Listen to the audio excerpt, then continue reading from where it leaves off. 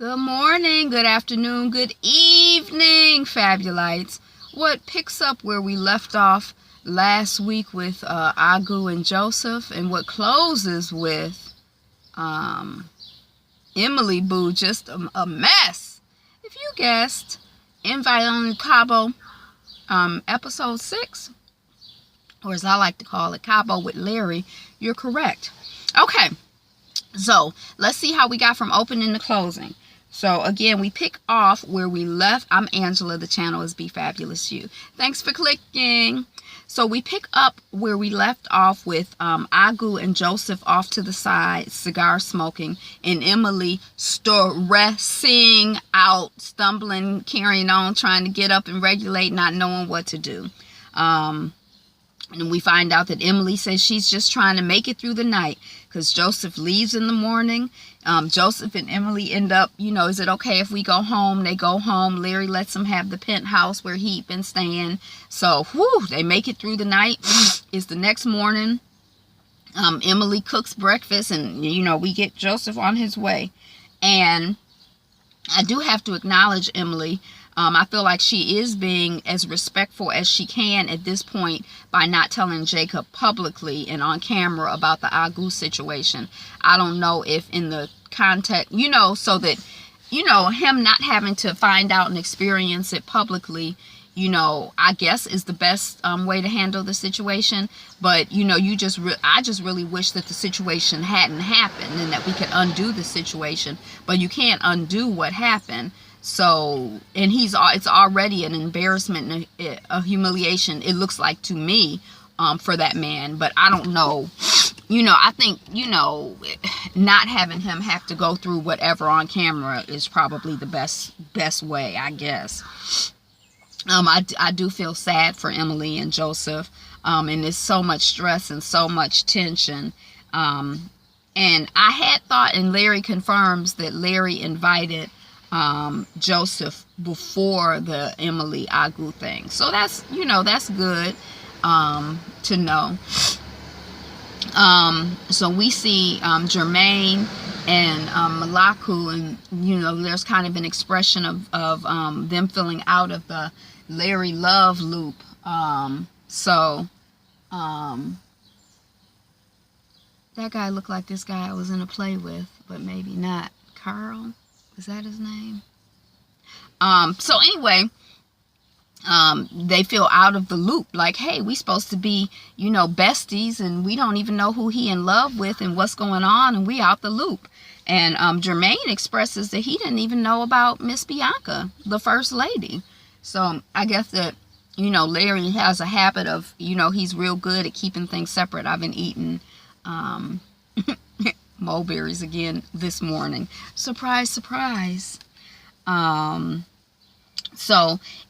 There's some conversation. I don't know if it's Larry or somebody says that Agu is getting away with murder in terms of the fact that, he done dealt with Emily and then he's all hugged up under Kamani. So I was like, is Agu getting away with murder?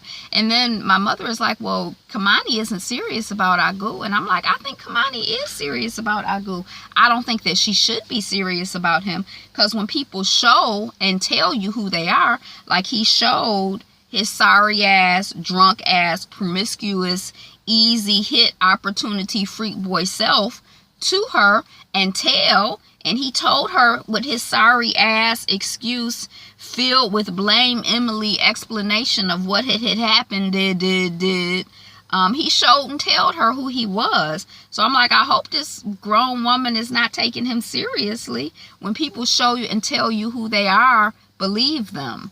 I feel like we hear that all the time, and I guess it's easier when it's not you. Like, it was easy for me to see, very early on, girl, child, leave him alone. You missed the bullet. Hallelujah. Praise the Lord. But she, I'm like, I think she like him. But people show you who they are, tell you who they are, believe them. Can we say that too much? And then I'm trying to figure out, or I'm not really trying to figure out, but I think as women, we need to stop being mad at women for stuff.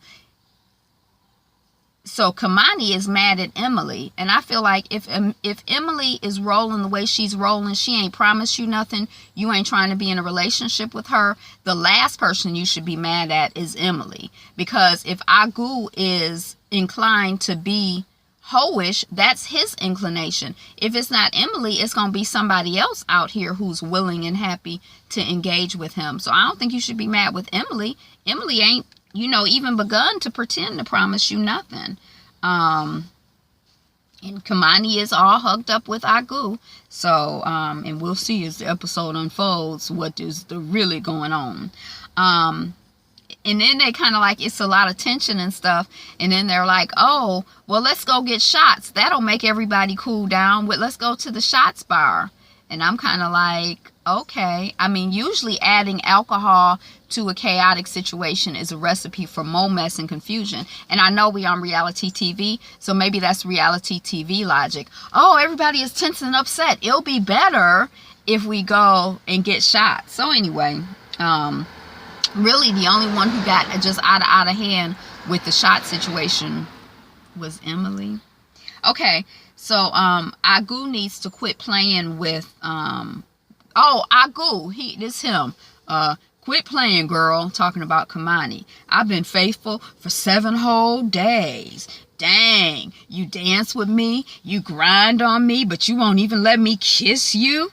And then Agu gets in the back seat with Emily and puts his hand down into Emily's JJ, talking about his blue balls.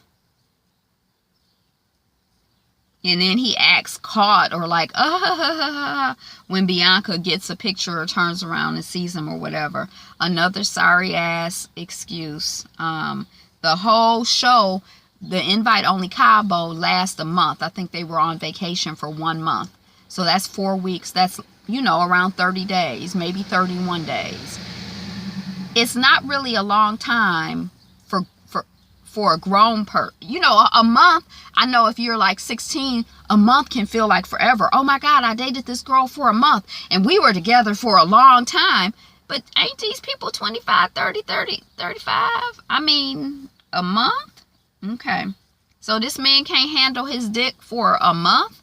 And really, it was like as soon as he walked in the door, he was flinging it around and shaking it and showing it off.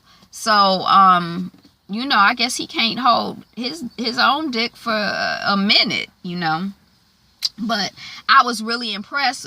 Yes, Agu come through. Great self-awareness, because your ass is not ready for no relationship. When he said in an interview or whatever that he need to let Kamani know that he's not ready for a relationship. I thought that was great, and I was really excited about that. And then meanwhile, Kamani and Emily are bonding. So I guess the way the trope is supposed to be, it's like Emily is supposed to be the enemy. Although I don't really buy into that, but they're bonding. Kamani is doing Emily's hair, and Kamani is in the dark about the whole pussy grab situation. And then Emily is definitely a woman who is guilty drinking, and she's drinking to hide her guilt. I think she's probably past the age where, she probably needs to get some assistance. Like, she might not be able to figure out everything and sort everything out on her own in terms of, how she manages her emotions and, using alcohol and using sex and stuff like that. She needs to get some professional assistance to kind of sort everything out and begin to be at peace with herself and her decisions, because she's very chaotic. She's obviously not at peace. Then Bianca's behind. I don't know where she with Agu and Kamani, and Bianca is like, now, tell her now. And then they go off, Kamani and Agu. And I'm trying to figure out, again, we talking about grown people. How is Kamani talking about she gave her heart to somebody this quick? It ain't even a month, baby. We can't be giving our hearts away in a month.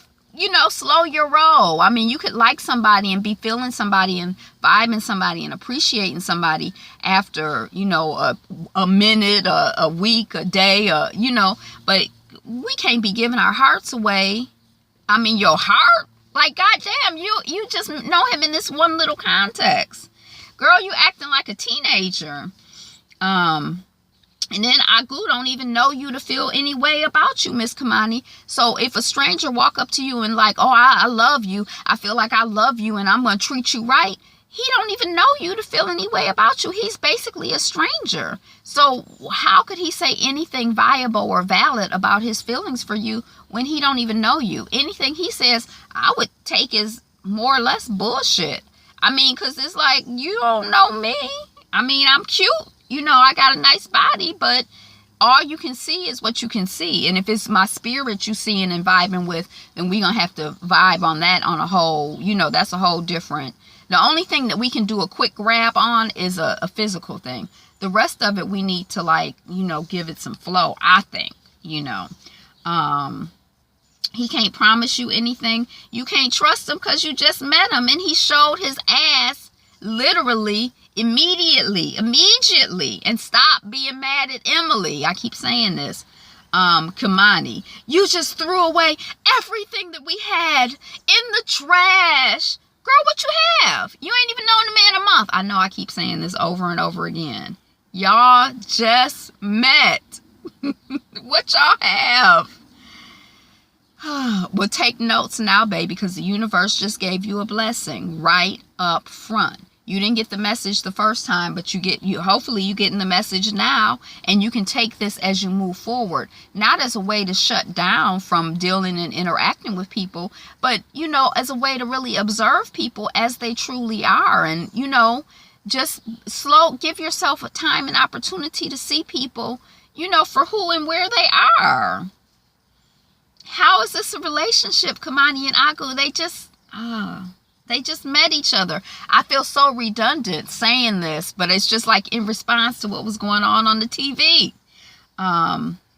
Neither Agu or Emily are serious, monogamous, committed relationship type material at this moment. I'm not saying that they would never be, but they don't appear to be emotionally stable enough to be committing to relationships. Both of them, I think, need to get some support and some help to, you know, kind of sort through whatever, you know, ideas they have about, you know, sex and sexuality and drinking and themselves.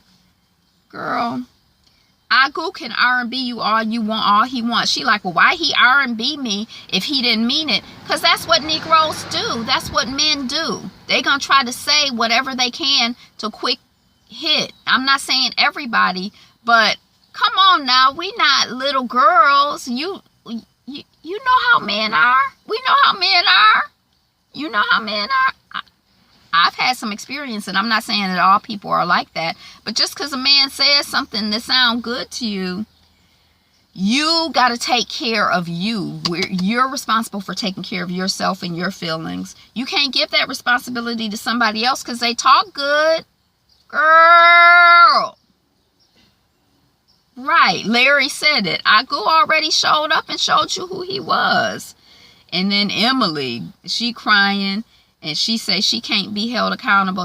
I think that they're having a conversation about her telling Joseph before because they done gone through all of this stuff, y'all. And now Emily is going to move back in the room with Agu, which is where she started. And she tried to she knew she was in a danger zone, but she don't have the emotional resources to handle a danger zone. She's not emotionally mature enough to handle that. Obviously, that's why I'm saying she needs professional help. So she about to move back in the room with Agu, Emily and Agu. And she's can't be held accountable. So just the way she's processing stuff as a grown woman, she says she can't be held accountable. Po baby, she a mess. Her and Agu, they a little bit too old for this behavior to me. And it's definitely time for them to get some help. And I would even say the same thing about Kamani, or the Kamani in all of us. We really need to receive people as they show up and not receive them as we wish they would be in fantasy land. And you know, sometimes it can be hard because somebody look good to you. You know they have a big penis that excites you and turns you on. I don't really know what the particular suite of things is about Agu that Kamani really likes. Because to me personally, I mean, a grown man who's slinging his penis around in public, that was just like immediately it would be a turnoff to me. I mean, you know, I'm like, that's like some, you know, 12-year-old boy shit. Like, that's not, so I don't, whatever her attraction was to him, and I'm kind of assuming that it was that he had a big penis. I don't know. Or that maybe she felt that he was a status symbol. But, you know, yeah. I am, that's all I got on Invite Only Cabo. Thank you for watching, subscribing, liking, commenting, sharing, being here, being you, being fabulous. You have a great day and be fabulous, yo.